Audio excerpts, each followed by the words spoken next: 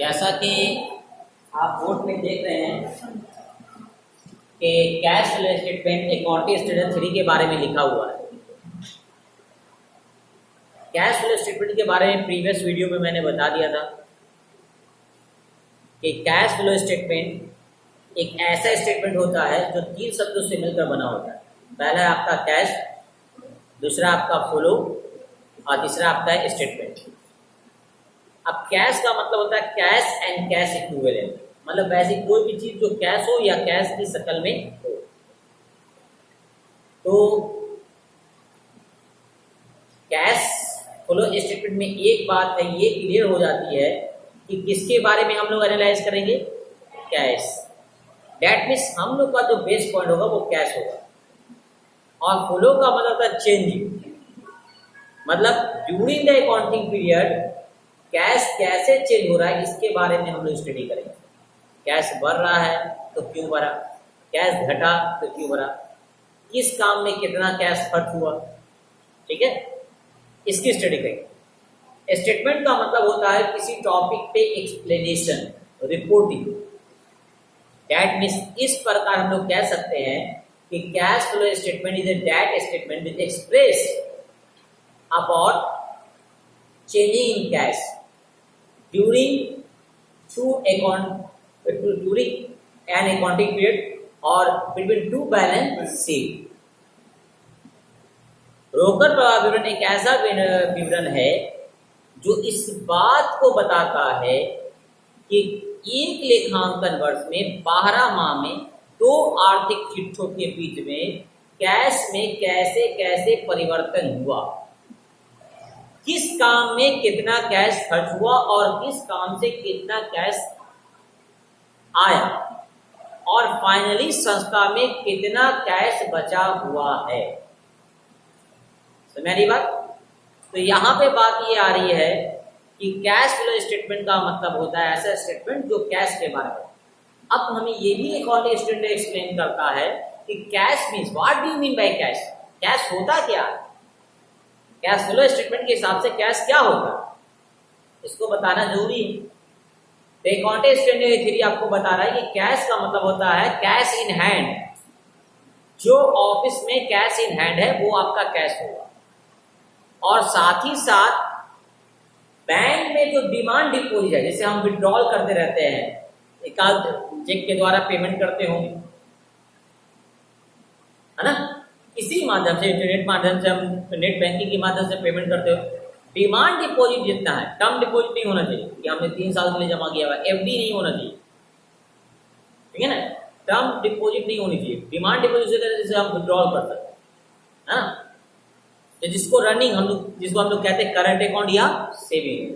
तो current account में जो पैसा होता है बिजनेस के, वो भी हम लोग बुक में क्या लिखा हुआ होता है अकाउंटिंग में, कैश एट बैंक, क्या लिखा रहता है। और अगर टर्म डिपॉजिट रहेगा तो क्या लिखा रहेगा, फिक्स डिपॉजिट, एफडी। तो जितना भी आपका जो करंट वाला होगा, डिमांड डिपॉजिट होगा, उसे भी हम लोग क्या मानेंगे, कैश मानेंगे।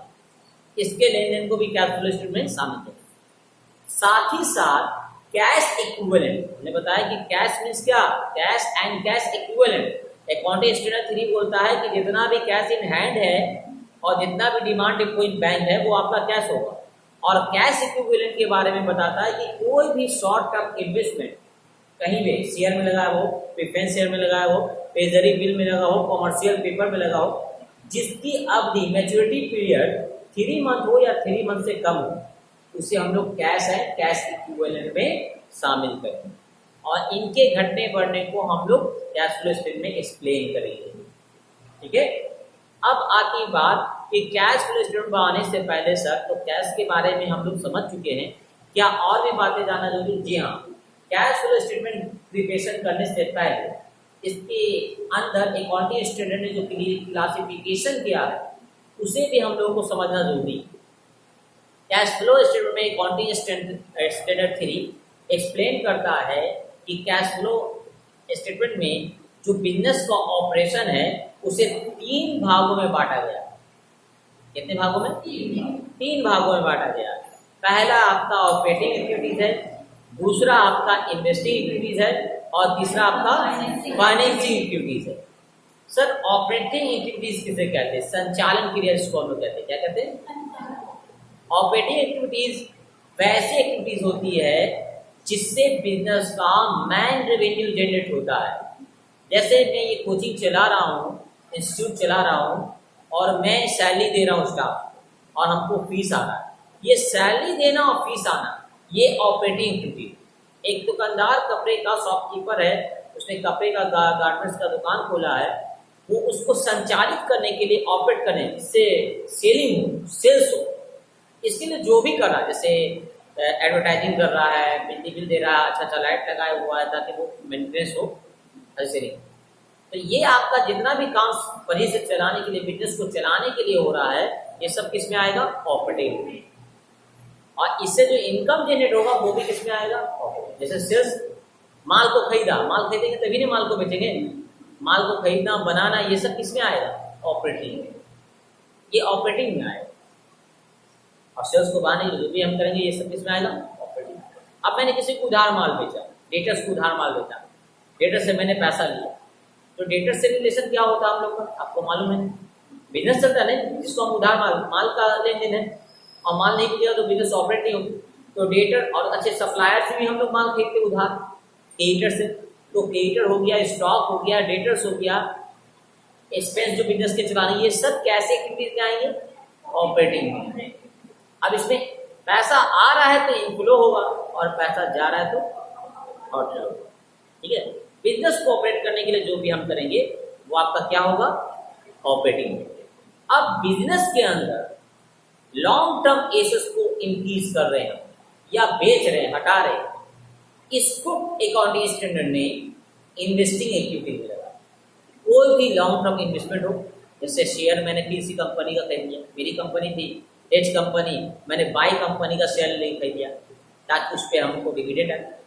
प्रॉफिट को बढ़ाने के लिए, जो प्रॉफिट परसेंटेज है उसको बढ़ाने के लिए, या आपको क्या करने के लिए? फिक्स एसेट लगाने के लिए बिजनेस में जो भी पैसा खर्च किया जा रहा है, या फिक्स एसेट पुराना हो गया उसको बेचने से कोई पैसा आ रहा है, लॉन्ग टर्म इन्वेस्टमेंट को बेचने से पैसा आ रहा है, तो वो आपका इन्वेस्टिंग हो, जो अमाउंट आएगा।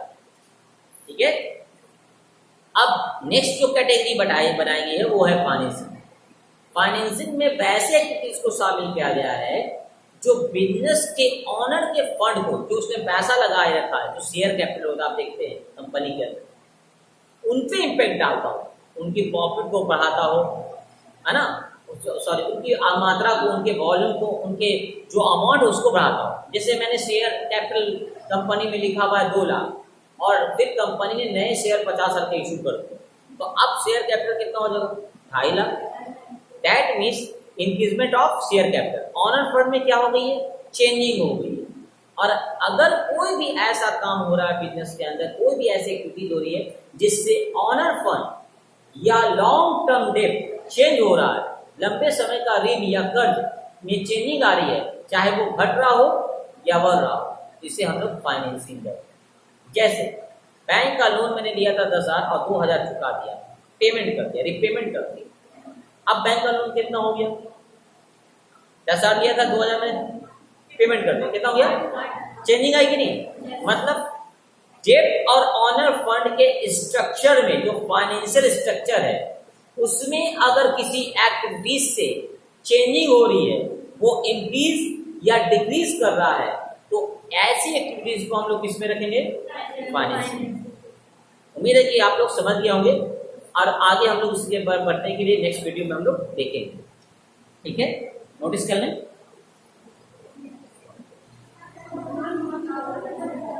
अब देखिए आपके सामने ऑपरेटिंग एक्टिविटीज है। कैश ऑपरेटिंग एक्टिविटीज में 2 तरह का काम होता है।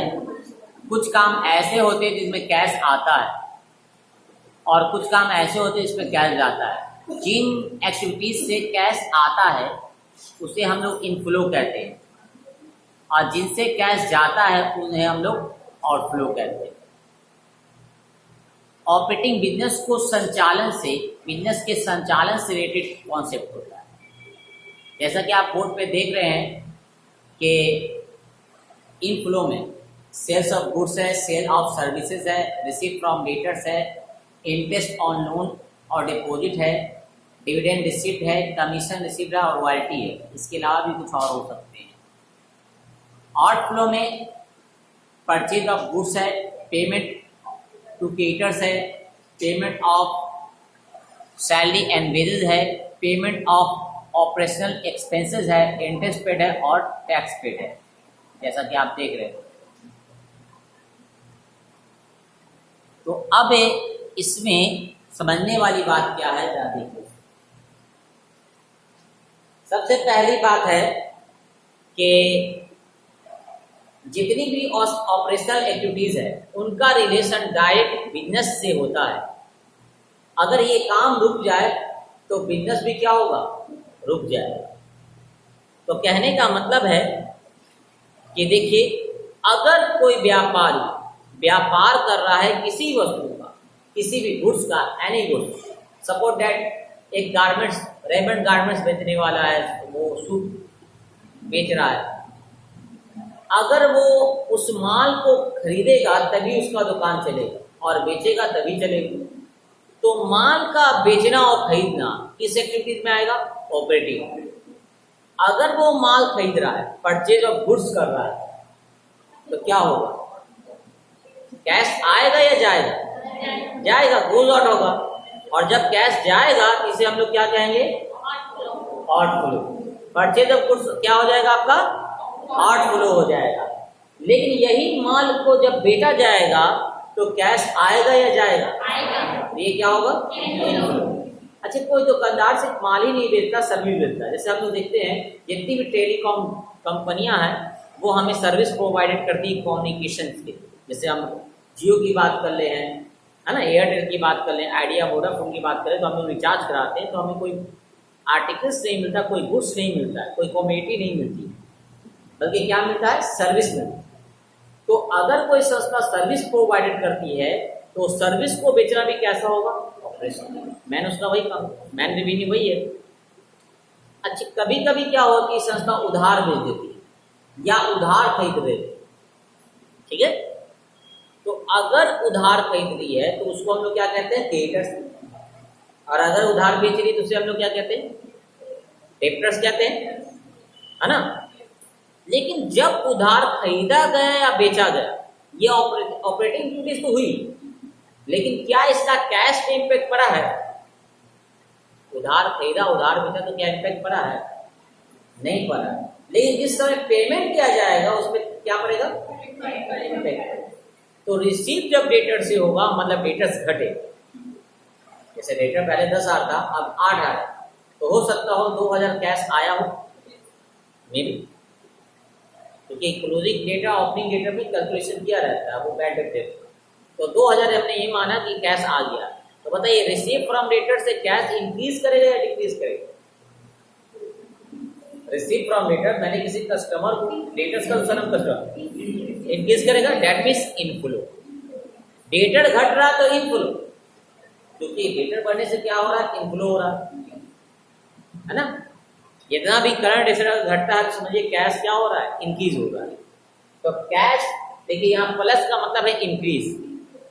जितने भी काम है यहाँ पर वो बताया जा रहा है कि कैश बिजनेस का क्या हो जाएगा, इंक्रीज कर जाएगा।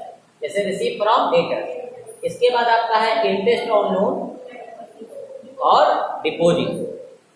बैंक में आपने डिपॉजिट किया है या किसी को आपने लोन दिया है, उस पर आपका इंटरेस्ट आ रहा है, ये भी क्या हो जाएगा, आपका इनफ्लो। अब इसका ट्रीटमेंट क्या होगा ये बताएंगे, लेकिन ये इनफ्लो है। किसी आइटम का 2 जगह काम होगा, वो आगे हम लोग डिस्कस करेंगे कि क्यों 2 जगह काम हो रहा है। अभी मैंने बताना है कि इनफ्लो क्या है, आउटफ्लो। ऑपरेटिंग में क्या क्या इनफ्लो आउटफ्लो। तो आपने बिजनेस के पैसे को संचालित करने के लिए, डेवलप करने के लिए, ऑपरेशन के लिए आपने क्या कर दिया, लोन दे दिया, ताकि बिजनेस वाले से भी पैसा का सोर्सेस ओपन रहे। बैंक में आपने डिपॉजिट कर दिया बिजनेस से कमा के, तो ये भी कैसा एक्टिविटीज होगा, ऑपरेटिंग। जमा करना नहीं, इस पे जो इंटरेस्ट आ रहा है ये ऑपरेशनल ही होगा।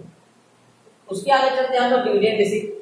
आपने कहीं शेयर में पैसा लगा दिया तो इंटरेस्ट आएगा, डिविडेंड आएगा। अच्छा, ये कैश को इंक्रीज करेगा या डिक्रीज करेगा, इंक्रीज। मतलब ये क्या है, इनफ्लो, ये भी इनफ्लो।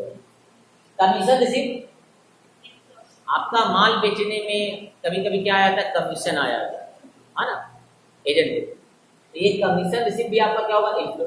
रॉयल्टी आप लोग पढ़ चुके, बीकॉम पार्ट 1 में आपने पढ़ा है कि रॉयल्टी का मतलब होता है किसी चीज का प्रोडक्शन पे जो मिलता है।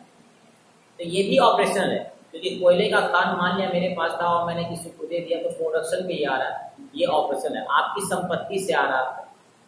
तो ये रॉयल्टी रिसीव किसी प्रोडक्ट पे मिल रहा है, या आपकी कॉपीराइट पे रॉयल्टी मिल रही है किसी पे, तो ये भी आपका ऑपरेटिंग यूनिट में आएगा, और इससे भी आपको क्या होगा, इनफ्लो। अब आउटफ्लो में देखिए, मैंने उधार माल खरीदा था, उधार खरीदते समय तो कोई इम्पैक्ट नहीं, लेकिन अगर आप पेमेंट कर रहे हैं क्रेडिटर्स को, तो कैश इंक्रीज करेगा या डिक्रीज करेगा, डिक्रीज करेगा, मतलब ये क्या हो जाएगा, आउटफ्लो ऑफ कैश हो जाएगा। इसी तरह एम्प्लॉय वर्कर को आप पेमेंट कर रहे हैं, वेजेस दे रहे हैं या सैलरी दे रहे हैं, ये काम में लगे, मैंने सैलरी और वेजेस जो आप देते हैं किसको देते हैं, जो डे टू डे काम में लगे रहते हैं बिजनेस के, ऑपरेशनल में लगे हुए, तो ये भी ऑपरेटिंग एक्टिविटीज आएगी, और ये इनफ्लो होगा या आउटफ्लो होगा, आउटफ्लो। क्यों, क्योंकि ये कैश को क्या कर रहा है, घटा रहा है। साथ ही साथ ऑपरेशनल एक्सपेंस, ये सर ये क्या है, और भी बहुत से काम होते हैं, रेंट पेड कर दिया गया, दुकान का रेंट था, इलेक्ट्रिसिटी थी, एडवर्टाइजिंग हुआ, ये सब भी तो चलाने के लिए किया जाता है। तो जितना भी ऑपरेशनल एक्सपेंसेस पेमेंट के लिए, मतलब that is payment of operating expense किया जाता है, उससे भी कैश घटेगा, और ये भी क्या होगा आपका आउटफ्लो। कैसा आउटफ्लो, ऑपरेटिंग या फाइनेंसिंग या इन्वेस्टमेंट, ऑपरेटिंग आउटफ्लो होगा। इसी तरह इंटरेस्ट पेड किया जा रहा है लोन पे, ये भी आपका क्या होगा, आउटफ्लो होगा। टैक्स पेड किया जा रहा है, ये भी क्या है, बिना टैक्स के बिजनेस चलेगा, संचालन के लिए देना भी नहीं तो सील्ड हो जाएगी, बड़ी बड़ी कंपनी, तो इसके लिए टैक्स क्या है आपका, ऑपरेटिंग एक्टिविटीज है।